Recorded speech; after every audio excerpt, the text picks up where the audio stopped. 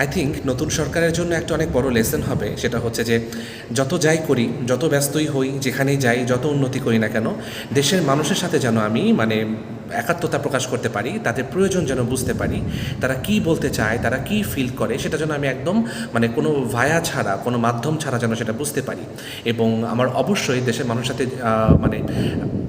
নির্বিঘ্নে কথা বলার একটা স্কোপ থাকা দরকার, যেখানে সাধারণ মানুষ তাদের অভিযোগ, তাদের মতামত জানাতে পারে এবং সেটা যেন আমি কাজে লাগাতে পারি।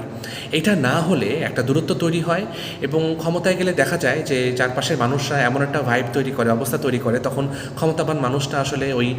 সাধারণ মানুষের সাথে তাদের যোগাযোগ, তাদের জীবন ধারণ সম্পর্কে একটা অনেক বড় দূরত্ব এবং বাধা তৈরি হয়। এবং এই বাধা দূরত্ব যে কী ভয়ানক রূপ ধারণ করতে পারে সেটা তো আমরা দেখলামই সবাই। সো এই জিনিসটা আমাদের এটা আমার চাওয়া সরকারের কাছে, যেন আমরা